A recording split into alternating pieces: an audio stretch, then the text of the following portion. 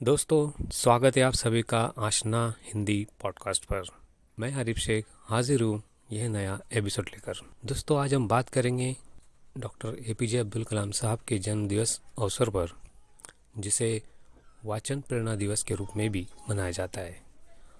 आज का ये हमारा विशेष पॉडकास्ट इसी पर आधारित होगा। तो आइए सुनते हैं ये पॉडकास्ट। अबुल पाकिर जैनुलाब्दीन अब्दुल कलाम, जी हाँ दोस्तों, डॉक्टर एपीजे अब्दुल कलाम साहब, जो हमारे मुल्क भारत के 11वें राष्ट्रपति रह चुके हैं और उन्हें मिसाइल मैन के नाम से भी जाना जाता है। कलाम साहब कहते थे कि जीवन में चाहे परिस्थिति कैसी भी हो, पर जब आप अपने सपने को पूरा करने की ठान लेते हो तो पूरा करके ही रहते हैं। अब्दुल कलाम साहब के विचार आज भी युवा पीढ़ी को आगे बढ़ने के लिए प्रेरित करते हैं। महाराष्ट्र सरकार ने हर साल इस दिन को वाचन प्रेरणा दिवस के रूप में मनाने का घोषित किया था। 15 अक्टूबर 1931 को तमिलनाडु स्थित रामेश्वरम जिले के धनुषकोडी इस गांव में एक मध्यम वर्गीय मुस्लिम परिवार में कलाम साहब का जन्म हुआ। दोस्तों, डॉक्टर एपीजे अब्दुल कलाम द्वारा पावर ऑफ पॉजिटिव टॉक संदर्भ के विचार सभी के लिए ऊर्जा देने वाले साबित होते हैं। हाल ही में मैंने प्रख्यात उद्योजक तथा जेनेरिकेशन सिस्टम्स लिमिटेड जलगांव के संस्थापक अध्यक्ष आदरणीय डॉक्टर भंवरलाल जी जैन, जिन्हें हम सभी बड़े भाव के नाम से जानते हैं, उनके द्वारा लिखित जैन हिल्स के जागरण ये किताब मैंने पढ़ा। इस किताब में संकलित की हुई जानकारी आप सभी से यहाँ शेयर करना चाहूँगा। अपने शब्दों की ओर देखो, वो आपके विचार होंगे। अपने विचारों की ओर देखो, वे आपकी आदतें बनेगी। अपनी आदतों की ओर देखो, वो आपका चरित्र दर्शाएंगे। और जब आप अपने चरित्रों को देखोगे, नियति रेखांकित होगी। सकारात्मक सोच से ही आने वाली चुनौतियों का सामना करना चाहिए। नकारात्मक विचार या अनिष्ट व्यवहार द्वारा चरित्र नहीं बनता। इसलिए मेरा कहना है कि ऐसे नाजुक समय में समतोल बनाए रखना चाहिए। इसके लिए किसी प्रकार की फिलॉसफी की आवश्यकता नहीं। दूसरों के मुकाबले यदि अच्छा बनना है तो इन प्रक्रियाओं से जाना ही होगा और तप तप कर निखरना होगा। लोहा जब तक भट्टी में तपाया न जाए, उसका फौलाद कैसे बन सकता है? आदमी का निर्माण भी ऐसी ही जटिल प्रक्रिया है। जब तक किसी विशिष्ट पत्थर को घर्षण करके पहलू नहीं दिया जाएगा, तब तक वो हीरा कैसे बन सकता? जब तक किसी विशिष्ट पत्थर को घर्षण करके पहलू नहीं दिया जाएगा, तब तक वो हीरा कैसे बनेगा? मनुष्य का घटित होना भी इसी प्रक्रिया के समान है। शॉर्टकट हमेशा टाले जाने चाहिए। शॉर्टकट टाले तो ही आदमी अनुभव की भट्टी से तपकर निखरता है। ऐसा संस्कारशील आदमी हर परिस्थिति में तनावमुक्त रह सकता है। अलग अलग अनुभवों से वो परिचित होता है। सकारात्मक विचार एवं निकोप दृष्टिकोण रखना चाहिए। यह दृष्टिकोण यदि हम रख पाए तो उसमें चरित्र संपन्न होता है। चरित्र संपन्नता के कारण ही हम जीवन में आने वाली चुनौतियों का अधिक मजबूती से सामना कर सकते हैं। तनाव का अनुभव हमें बीच बीच में आता ही है। यदि अधिक कठिन परिस्थिति निर्माण हुई तो भी सकारात्मक विचारों के कारण, निकोप दृष्टिकोण के कारण और चरित्र संपन्नता के कारण हम सद्विवेक बुद्धि से निर्णय लेते हैं और तनाव निश्चित रूप से कम हो जाता है।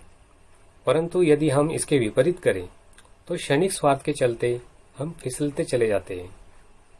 गलत मार्ग से गए तो मात्र हमारा व्यक्तित्व सुदृढ़ तैयार नहीं होगा। गैर मार्ग अपनाने वालों को बार बार झूठ बोलने वाले लोगों के जैसा करना पड़ता है। जीवन में दुष्ट चक्र प्रारंभ हो जाता है। गलत मार्ग से पैसे दिए गए तो हमें भी गैर मार्ग से पैसा कमाने की लालसा निर्माण हो जाती है। मनुष्य उसमें अधिक फिसलता चला जाता है। चारित्र्य संपन्नता का कवच जिनके पास है, ऐसे लोगों के गैर व्यवहार से अनभिज्ञ रहते हैं। इसलिए किसी प्रकार के दुष्ट चक्र में वे अटक नहीं सकते। तनाव के समय में सकारात्मक सोच रखकर, मन स्थिर रखते हुए हम निर्णय ले सके तो अपना काम सुचारू ढंग से संपन्न होता है। ये मेरा अनुभव रहा है। इस सिलसिले में अपने भारत के पूर्व राष्ट्रपति डॉक्टर एपीजे अब्दुल कलाम साहब ने पावर ऑफ पॉजिटिव टॉक में जो विचार रखे हैं वे काफ़ी अनुकरणीय हैं। दोस्तों, बात तब की है डॉक्टर कलाम तब 8 वर्ष के रहे होंगे। उनकी चचेरी बहन तमी और कलाम एक पेड़ पर चढ़ गए। कलाम पेड़ की चोटी तक पहुंच गए। पेड़ तकरीबन 30 फीट ऊंचाई वाला था और तमी यूं ही कुछ 20 फीट तक ही पहुंच पाई थी।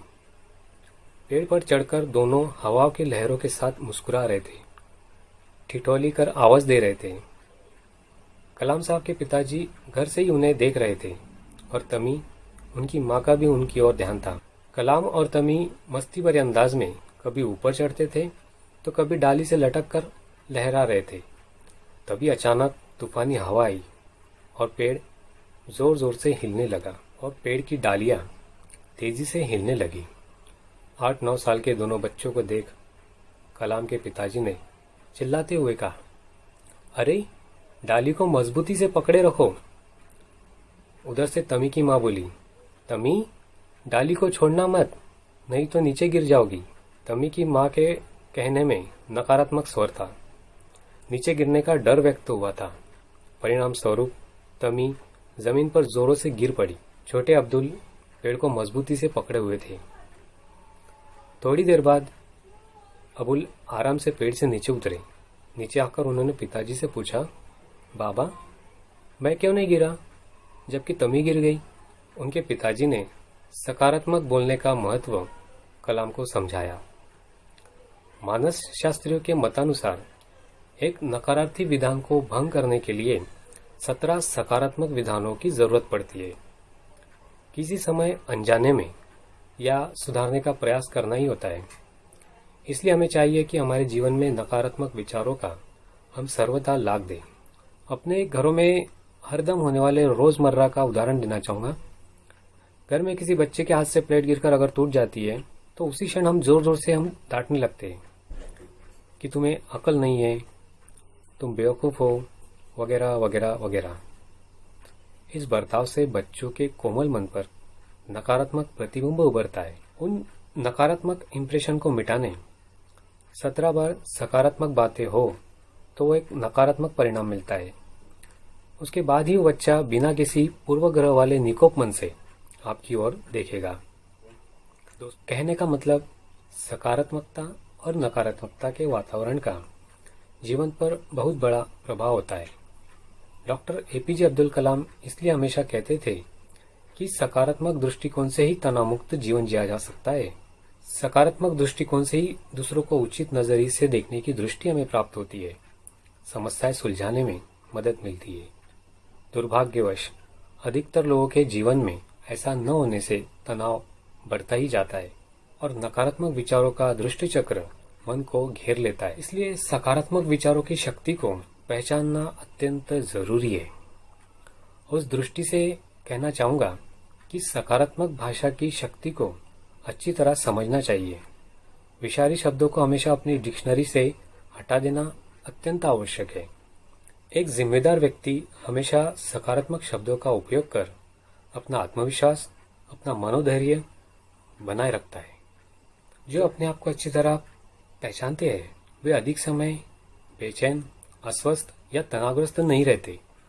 यदि हम अपने काम में व्यस्त रहे तो हर एक काम विश्वास के साथ पूर्ण करने के लिए तैयार होता है, तो तनाव हो ही नहीं सकता। सकारात्मक काम का अधिक व्याप वाले व्यक्ति के घर में बेतुके विषय पर चर्चा नहीं होती है। किसी अन्य व्यक्ति के बारे में बेबुनियादी चर्चा नहीं की जाती है। टाइम पास या किसी की आलोचना नहीं की जाती। ध्यास ही ऐसे घर को प्रतिष्ठा प्राप्त करा देता है।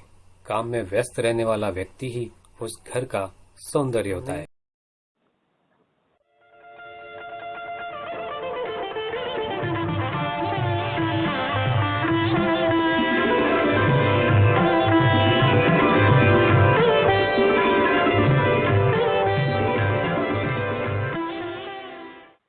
तो दोस्तों ये था आशना हिंदी पॉडकास्ट पर विशेष पॉडकास्ट। अगली बार फिर मिलेंगे एक नया विषय लेकर। तब तक के लिए अपना ख्याल रखिए, सुरक्षित रहिए। हमारे आशना हिंदी पॉडकास्ट को सुनते रहिए, शेयर कीजिए। यही पॉडकास्ट खास आपके लिए YouTube पर भी प्रसारित होगा। धन्यवाद।